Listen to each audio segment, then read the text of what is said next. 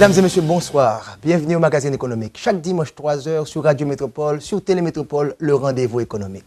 Nous sommes en début d'année, les grands rendez-vous économiques. Après la ministre de l'économie et des finances le 1er janvier, le gouverneur de la Banque centrale le 2 janvier, on continue à parler de bilan 2014 et perspectives pour 2015. L'année économique n'a pas été trop bonne pour Haïti, performance en dessous de ce qui a été prévu, moins de 3% de croissance économique.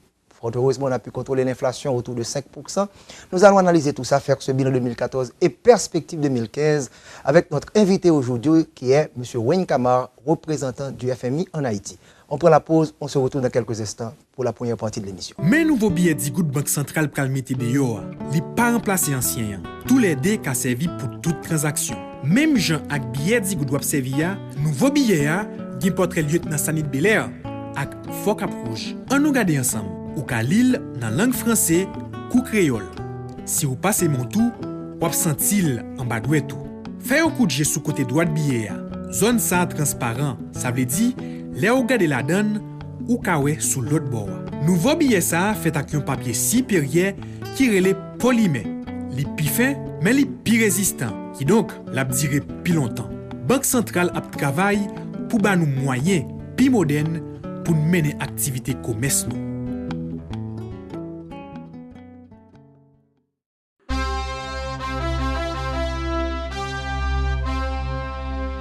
Grâce à gros pour la douane recevoir dans mes gouvernements, li vinn gen plus jèvrine pour le goumen contre contrebande à contrebandier.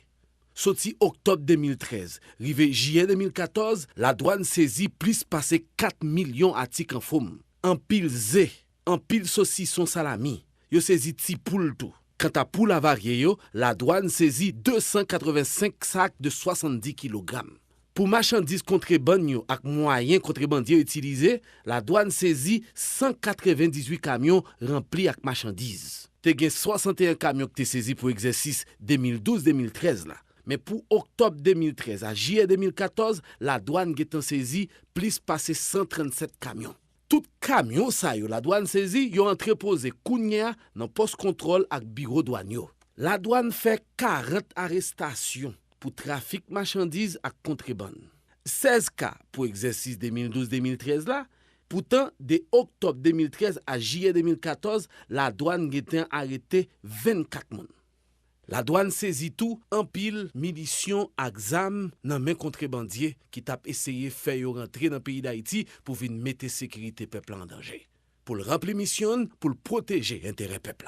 La douane ak tout l'autre partenaire liyo, national tant international, a travail chaque jour bon Dieu mette, la journée ou la nuit, pour y a réfléchi comment pour y barrer route trafiquant ak contrebandier.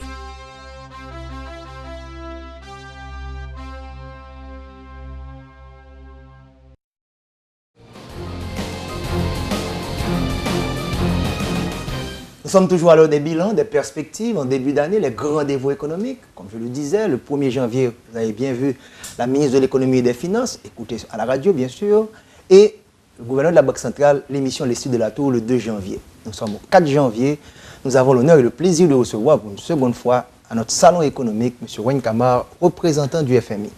M. Kamar, bonne année 2015 sur le plan économique et financier, je suppose. Hein? Oui, merci. Et effectivement, on souhaite une bonne année 2015. Bien. Avant d'entrer dans l'économie haïtienne, je sais que le Fonds monétaire international vient de réaliser un travail sur Haïti. Regardons l'économie mondiale, parce qu'on doit bien comprendre, on est sur une île, il y a un environnement externe. Ce qui se passe, que ce soit aux États-Unis ou en Europe, en Asie, ça peut avoir des répercussions sur l'économie haïtienne. Au niveau du Fonds monétaire international, est-ce que vous êtes optimiste? Comment a été 2014 et quelles sont les perspectives pour 2015? Bon, on est en train d'analyser actuellement l'impact de la baisse du prix de brut sur le marché international. C'était pas prévu dans votre modèle? On n'a pas vu ça venir, cette baisse drastique? Non, je pense que personne ne l'a vu venir. Et c'est le résultat d'une conjoncture particulière et des décisions prises au niveau de certains pays producteurs. Mm-hmm. Quelle lecture qu'on a fait au niveau du Fonds monétaire international sur cette baisse drastique du prix du baril de pétrole brut? Ben, nous pensons qu'on va avoir en 2015 une hausse légère des niveaux actuels, mais en fait, ça c'est disons, une hypothèse de travail parce qu'on ne maîtrise pas ce marché et ça dépend en même temps des éléments de l'offre de pétrole et de la demande. Au départ, on avait prévu quel niveau de les prévisions du fonds en 2014? Je n'ai pas le chiffre en tête. Mais ça devait être autour de $100 américains, je suppose. Non, bon, au début, ça veut dire il y a l'année dernière, mais ça suit un peu l'évolution, la baisse graduelle qui a commencé à mi-2014. Et puis, effectivement, on est en train de suivre la tendance sans savoir vraiment ce qui pourrait intervenir dans l'évolution de l'économie mondiale en 2015. Mais structurellement, qu'est-ce qui s'est passé pour le grand public qui ne suit pas trop bien ce qui se passe? Comment on a pu avoir une telle baisse? Quels sont les facteurs structurels derrière tout ça? Bon, il y a plusieurs hypothèses et dans une des hypothèses qui est pas une hypothèse officielle du fonds, mais je répercute l'analyse commune, c'est que suite à l'arrivée de la production de brut augmentée américains, l'augmentation qu'on a eue des nouvelles technologies, on a vu les producteurs traditionnels maintenir leur offre au lieu de le réduire pour maintenir le prix. Et donc, pour maintenir leur part du marché, ils ont accepté de voir baisser le prix. À tout moment, il est possible qu'on pourrait voir une baisse dans la production des producteurs clés pour avoir une différente évolution. Donc, mais c'est surtout cela qui joue. On a une économie mondiale un peu plus faible que prévu, alors qu'aux États-Unis, en Grande-Bretagne, dans certains autres pays, on a quelque chose de plus fort. Prenons le cas des États-Unis, le plus grand consommateur de pétrole du monde, qui produit, mais ce n'est pas suffisant, les États-Unis étaient obligés d'importer. Et on sait bien que les États-Unis ont dû importer parfois des pays qui ne sont pas de très bons amis des Américains.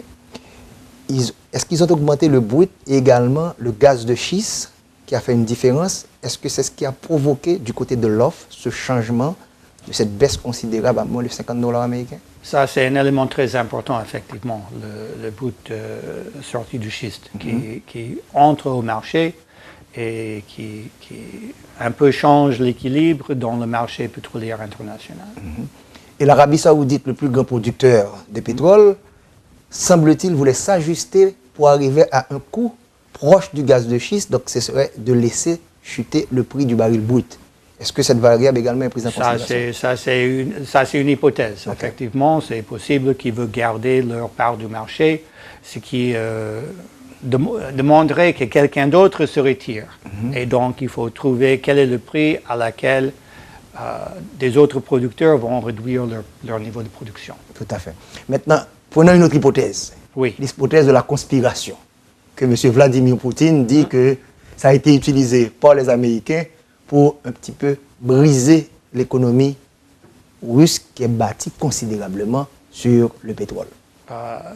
Quand on commence avec les théories de conspiration, on ne s'en sort pas. Le Fonds monétaire ne va pas sur ce terrain de conspiration. Non. Mais ça fait bien l'affaire des États-Unis quand même. Il faut les poser la question. Ce sera l'ambassadeur américain de voir ça. Certainement, on va rester en économie. Mais quand même, et on a vu, lorsqu'un pays, soit la Russie, le Nigeria, l'Iran et le Venezuela, bâtissent leur économie exclusivement sur un produit, particulièrement une matière première, ça peut coûter extrêmement cher. Quel conseil qu'on pourrait donner? Haïti n'a pas le pétrole, mais si on va simplement sur l'agriculture. Donc, avoir une économie avec un seul secteur sans diversification, est-ce que vous estimez que c'est un risque énorme? Oui, effectivement, il y a un risque. Et les prix des produits primaires sont plus volatiles que n'importe quelle autre industrie. L'industrie textile qu'on est en train de bâtir ici, c'est quelque chose où, oui, il est vrai que la production peut bouger d'un pays à un autre. Et il y a une bonne opportunité pour l'Haïti aujourd'hui avec la baisse en Chine de ce genre de production. Mais ça n'a pas la même volatilité de prix. Ce qui est important et ce qui appelle à une diversification et ce qu'on a préconisé dans beaucoup de pays qui sont dépendants soit du pétrole, soit d'autres produits primaires. Donc c'est important et la diversification d'une économie, car regardons, lorsque votre économie dépend à 90% des recettes pétrolières, lorsque vous retrouvez même également le budget dépendant des recettes, donc ce twin déficit, à savoir ce déficit jumeau, ça peut vraiment éclater, exploser une économie. Donc Haïti n'est pas certainement au niveau de la Russie, mais peu importe le niveau de l'économie, si vous ne diversifiez pas, ça peut avoir des répercussions extrêmement négatives. Est-ce que vous donnez ces conseils vraiment? Effectivement, et en l'occurrence, avec la générosité du Venezuela, avec le dispositif Petro-Caribé, le niveau d'assistance dépend effectivement du prix du brut. Et donc, d'une certaine manière, les recettes de l'État haïtien dépendent du prix du baril. Haïti, qui n'est pas producteur de pétrole, maintenant dépend de ce qui se passe sur ce marché pétrolier. Est-ce que vous avez regardé le budget d'Haïti, 20 milliards de goudes, pour ne pas dire 21 milliards de goudes, venant de Petro-Caribé, et si le Venezuela, qui devrait connaître une contraction en 2014, un taux d'inflation de plus de 60%, ils ont dû faire des restrictions. Est-ce que vous avez fait ce lien dans votre modèle pour Haïti, pour regarder quel impact ça peut avoir si Petro-Caribé devait sortir du budget haïtien? Oui, bien effectivement, ça pourrait être un coût assez dur. Et pour cette raison, on a préconisé qu'on tasse le niveau de dépenses de ces ressources pour accumuler un solde qui va servir comme amortisseur au cas où il y a une variation importante dans le niveau de recette, ce qui est déjà prévisible au prix actuel du brut. Vous avez eu des discussions avec les plus hautes autorités monétaires et financières sur cette probabilité que Petro-Caribé ne puisse continuer à financer le budget? Oui, il y a deux choses. Il y a le dispositif en tant que tel qui, avec une baisse de 115 à 50 $ le baril, va voir tomber de plus de 50% le montant alloué à des projets sur financement Petro-Caribé au budget haïtien. Ça, c'est sans interruption quelconque dans le dispositif et avec l'engagement continu du Venezuela, qui a été renouvelé au mois de novembre lors d'un sommet des pays membres de Petro-Caribé. Après, oui, ils ont pris cet engagement fort. Ils ont dit, oui, nous avons des problèmes au Venezuela, mais le coût de Petro-Caribé n'est pas si important que c'est là la différence pour nous dans notre économie intérieure. On va trouver d'autres solutions. On ne touche pas à cela. Mais depuis le mois de novembre, des choses se sont passées et puis il faut toujours être prudent à ce que même ce qui est là soit réduit.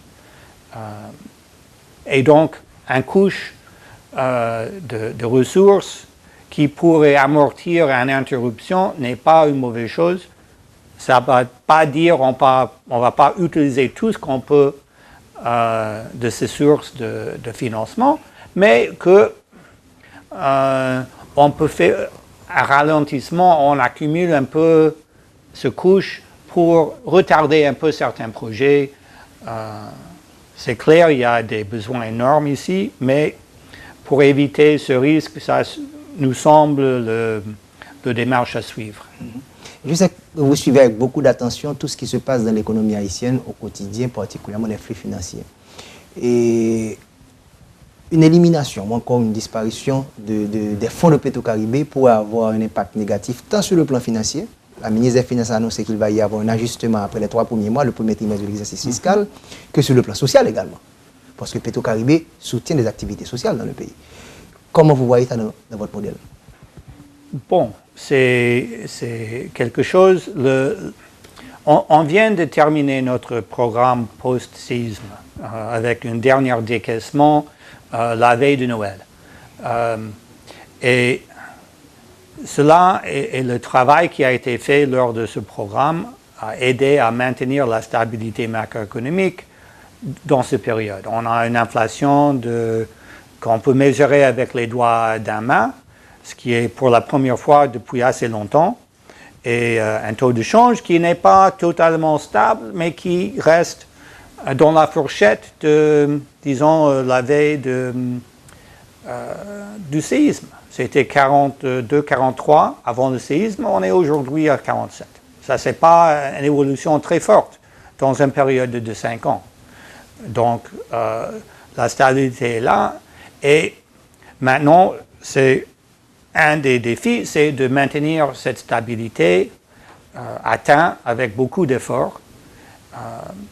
Et ça veut dire que l'État ne peut pas dépenser plus que les ressources qu'ils ont. On a vu par le passé des périodes où le gouvernement a forcé la Banque centrale à financer les déficits. On a eu une instabilité importante.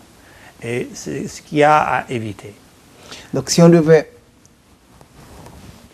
pas disposer de 20 milliards de gouttes et si le gouvernement devait avoir le support pour continuer à dépenser, ça crée une inflation et une déstabilisation de la monnaie par rapport à la goutte. Il y a un risque.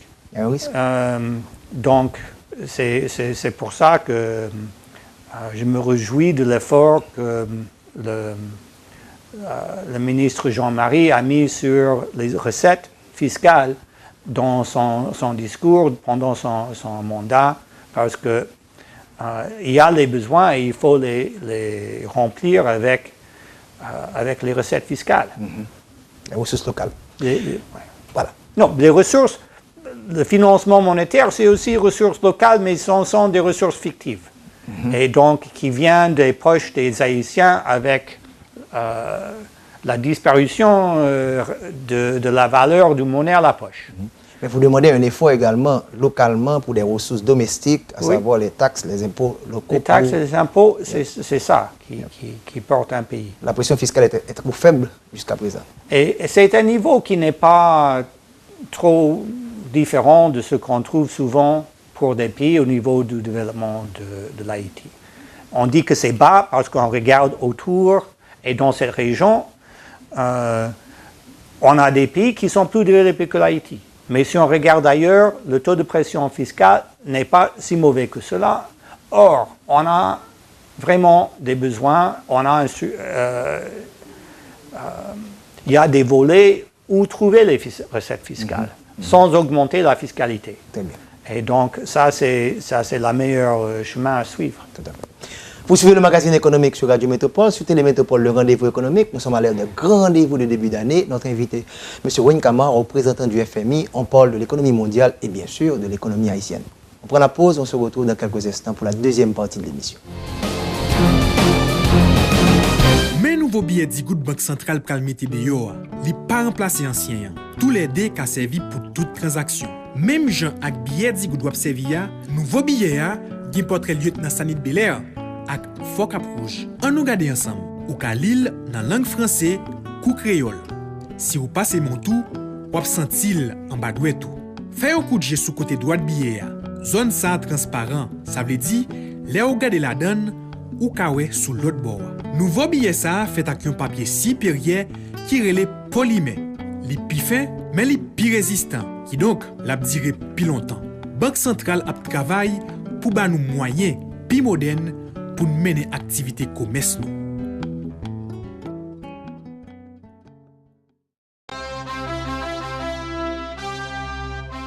La douane voye fait tout le monde connaît que c'est dans bureau douane que moun ak marchandise gen doit passer ni sous frontière ni l'autre côté. Côté ça yo bien identifié. Genyen douanier ak agent sécurité la douane qui là pour bay service. Tout monde ka essayer passer marchandise en bachal dans l'autre côté sous frontière, c'est contrebande y a fait. La douane vle di tout monde l'a saisi marchandise ak tout camion ka passer sous côté. Et moun qui concerné la fait arrêter yo pour y aller devant juge qui là pour ça. La douane a profité rappeler tout le monde. Bodro la douane, c'est dans banque pour y aller payer ça. Ou bien dans espace la douane mettez spécialement pour ça. Et là où fin payer Bodro, exigez récit qui dit ou payer. Parce que année ça, tout pouvoir l'État yo a continué correr la douane pour faire coucou rouge derrière contrebande à corruption. Puis Koumaon, Zanana Koupengwe, veillez zonou. La douane a appliqué la loi contre tout le monde.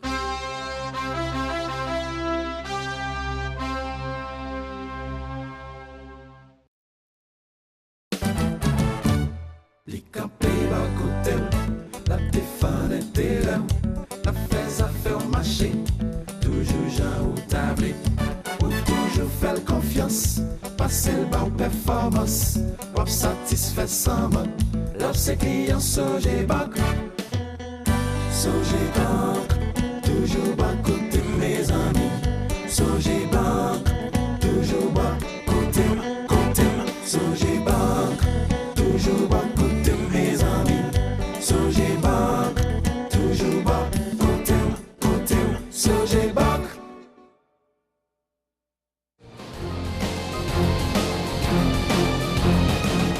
Nous sommes bien à l'heure des grands rendez-vous économiques de l'année 2015. Nous avons eu le 1er janvier, Mme Marie-Carmel Jean-Marie, la ministre de l'économie et des finances. Le 2 janvier, le gouverneur de la Banque centrale, M. Charles Castel. Et le 4 janvier, nous avons le plaisir et l'honneur de recevoir ce studio, notre salon économique pour la deuxième fois depuis son arrivée en Haïti, M. Wayne Kamar, représentant du FMI, qui explique pour nous la situation.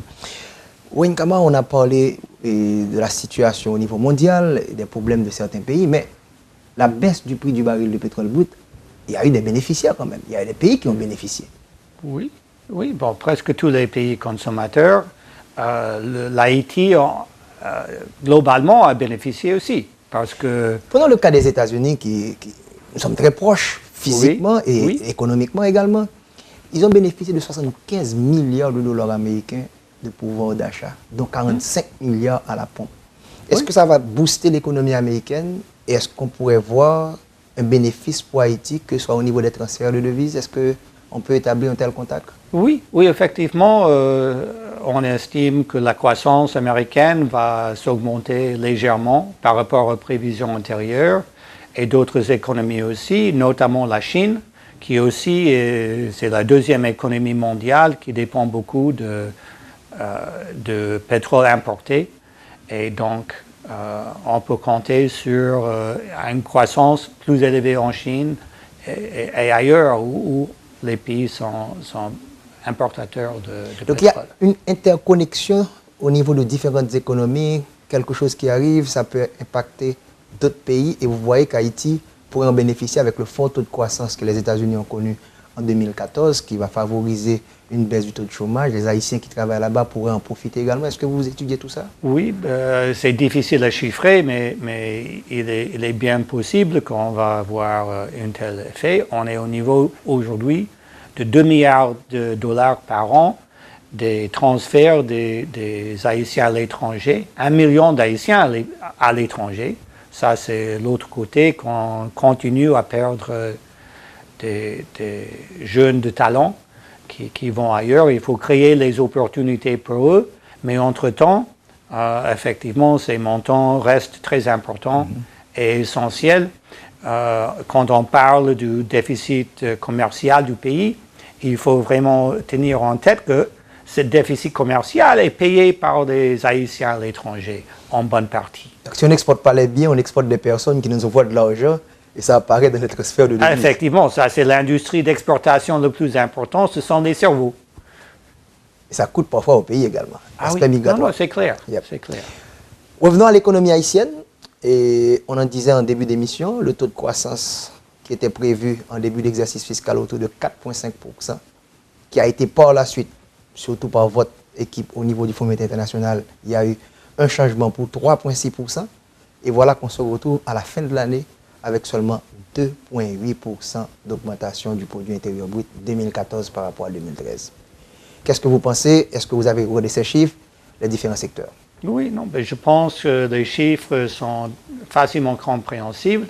On a eu, par rapport aux prévisions initiales, un ralentissement de la dépense publique et notamment au niveau de l'investissement, notamment à cause de l'absence d'un budget voté. Ensuite, on a eu la sécheresse surtout dans le nord-ouest, qui a impacté la production agricole. Et donc, si on regarde la croissance hors agriculture, on reste à 4%. Si on retire le secteur agricole, l'économie a cru. Agricole, l'économie a cru de 4%, même avec les problèmes au niveau budgétaire. Donc, il y a au fond un certain dynamisme même, parce que face à ce problème, on a quand même pu faire croître le secteur privé non agricole d'un pourcentage raisonnable. On aimerait bien voir des chiffres même plus élevés, mais compte tenu de l'histoire récente, ça fait une bonne performance. Mais Wenkama, vous êtes d'accord avec moi, en retirant le secteur agricole, ça fait plus de 20% de l'économie, ça fait plus de 60% des emplois. C'est un poids extrêmement lourd. Dans la première partie, on parlait de pétrole pour certains pays. Donc là encore, est-ce que notre économie n'est pas trop dépendante de l'agriculture? Un secteur très risqué, les désastres naturels, les cyclones, tout ça. Comment vous voyez tout ça? Quel conseil vous donnez aux autorités haïtiennes en ce sens? Non, comme vous le savez, il y a la majorité des Haïtiens qui habitent les zones rurales. Et donc, il faut que l'agriculture soit pour eux une base fiable. On est en train de regarder ce qui est nécessaire pour mettre en place assurance récolte, ce qui pourrait être une bonne chose pour ceux qui sont dépendants de cela. Mais c'est clair qu'il y a besoin de modernisation. Il y a beaucoup de possibilités déjà exploitées à un niveau trop petit. Le cacao, par exemple, qui est très prisé sur le marché international, le cacao haïtien. Il y a le vétiver, il y a d'autres choses, spéculations très porteurs. Mais il faut un effort pour développer ces secteurs, pour moderniser l'agriculture. C'est clair, l'agriculture, c'est jamais un secteur qui va vous donner une croissance très rapide. Et ça va toujours être susceptible à des aléas climatiques. Mais même des choses comme l'irrigation pourrait être mise en place dans certaines zones pour réduire les risques climatiques. Mais en fin de compte, c'est le secteur moderne, le secteur industriel qui va vous permettre d'atteindre des taux de croissance importants. Mais même là, il faut veiller à ce qu'il y a le partage, qu'il y a la croissance d'emploi pour que tous les Haïtiens, ou disons une partie large de la population, en bénéficient. Donc on peut choisir l'agriculture comme secteur prioritaire, mais le faire veut dire qu'il y a une gestion de risques, parce que les risques sont élevés dans ce secteur. Et vous dites là qu'il faudra qu'il y ait une assurance pour que les gens puissent diminuer, atténuer les chocs. Ensuite, si on parle de productivité, de compétitivité, ça voudra dire qu'il y ait des ressources humaines qualifiées, qu'il y ait des producteurs ruraux qui ont la capacité de produire pour faire face à une compétition mondiale qui n'est pas tout simple quand même. Donc, tout ceci demande qu'il y ait une réorganisation, re-engineering au niveau du secteur agricole haïtien. Ça pourrait donner des bons résultats si on arrive à le faire. Maintenant, passons au secteur industriel. On a vu que les industries manufacturières ont augmenté à peu près de 2%, ce qui n'a pas pu compenser la contraction de 1,5% de l'agriculture. C'est ce qui a eu lieu pendant l'exercice fiscal 14 par rapport à l'exercice 13. Donc, comment vous avez analysé les industries manufacturières? Je n'ai pas d'analyse précise sur le secteur. C'est que la seule chose que je veux dire, on a été très déçus du progrès réalisé au niveau de la partie le plus prometteur, la partie orientée vers l'exportation d'habits. Ça n'a pas augmenté considérablement en dépit de Caracol, en dépit des... En dépit de cela, il y a un manque d'usines pour que les producteurs viennent. Comme j'ai dit tout à l'heure, c'est un moment très sensible au marché international. Les industries installées en Chine cherchent partout dans le monde pour installer ce qui a été produit avant en Chine, qui est aujourd'hui trop cher.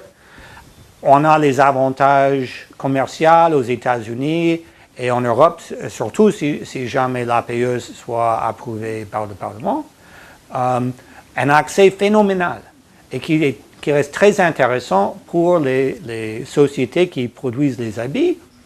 Et il faut que l'État